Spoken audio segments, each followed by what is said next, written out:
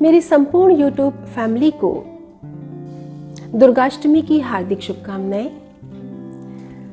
नवरात्रि का पावन पर्व चल रहा है और हम सभी भारतीय 9 दिनों तक मां जगदम्बा के 8 स्वरूपों की श्रद्धा से आराधना करते हैं, व्रत करते हैं, जागरण कीर्तन करते हैं और मां से वरदान मांगते हैं कि हे मां, हमारे घर में सुख, शांति और समृद्धि इसी प्रकार से संचालित होती रहे।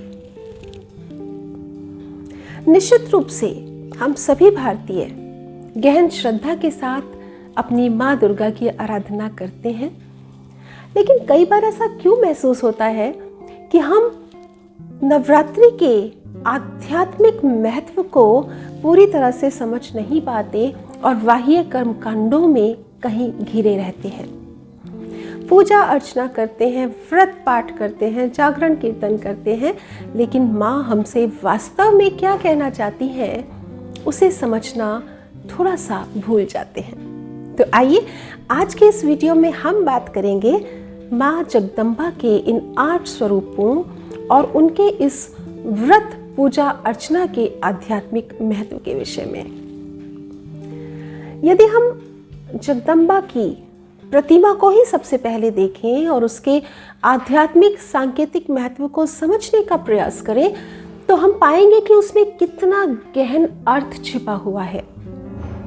मां जगदम्बा की प्रतिमा, जिनके एक हाथ में कमल, एक हाथ में शंख, एक हाथ में त्रिशूल, एक हाथ में तलवार है, एक मां दुर्गा जो कि सिंह की सवारी किए हुए हैं और असुरों का नाश करती हुई दिखाई दे रही हैं। यदि हम उनके बाह्य प्रतिरूप को देखकर आंकलन करेंगे तो हमें लगेगा कि जैसे कि हमारी माता हिंसात्मक है, जो त्रिशूल और तलवार से असुरों का नाश कर देती है।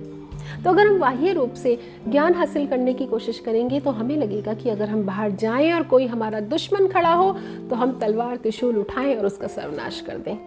नहीं, कोई भी देवी देवता हमें हिंसा नहीं सिखाते, बल्कि माँ दुर्गा का ये स्वरूप हमें संकेत देता है कि जो असुर उनके पैरों में पड़े हैं वो असुर वास्तव में असुर नहीं, बल्कि हमारे ही भीतर छुपी हुई आसुरी प्रवृत्तियां हैं जिनका सर्वनाश करना हमारे ही वश में है। एक हाथ में कमल है। कमल मतलब शुद्धता का प्रतीक।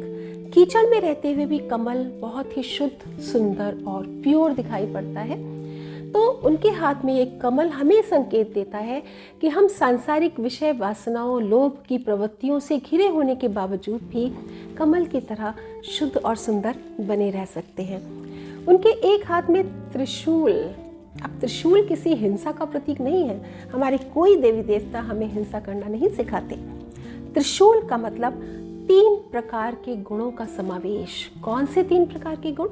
जो कि हमारी चेतना में अपने आप निवास करते हैं। तमोगुण, रजोगुण और सतोगुण, यानी सतगुण, तमगुण और राजसी गुण।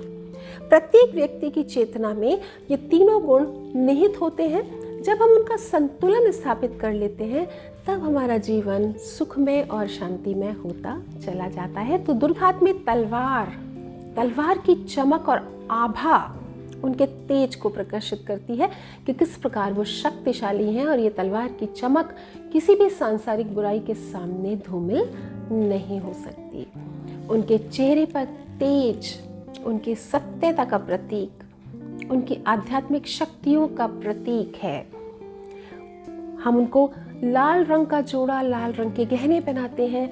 लाल रंग अग्नि का प्रतीक, क्योंकि माँ दुर्गा अग्नि का भी स्वरूप है, तो वो उनके अग्नि के स्वरूप को परिलक्षित करता है।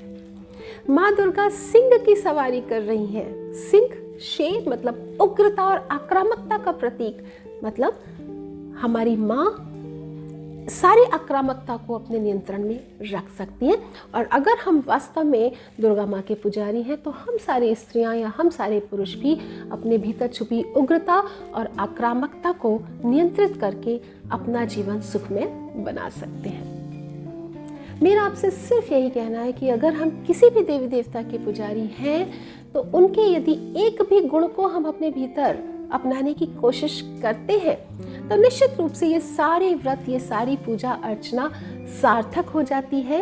अन्यथा हम केवल और केवल कर्म कांडों से घिर जाते हैं और इन त्योहारों, इन व्रतों का आध्यात्मिक महत्व समझ ही नहीं पाते। विजयदशमी बहुत नज़दीक हमारे आ गया है। दशहरा असत्यता पर सत्यता की विजय। हम बाहर जाकर रावण का पुतला जलाकर बहुत खुश हो जाते हैं, लेकिन ये नहीं जान पाते कि ये रावण कोई बाह्य रावण नहीं, बल्कि हमारे अपने भीतर बुराइयों का रावण है। जिस दिन हम अपने भीतर छुपी सारी बुराइयों को नष्ट कर देंगे, उस दिन हम सही मायनों में रावण दहन करेंगे।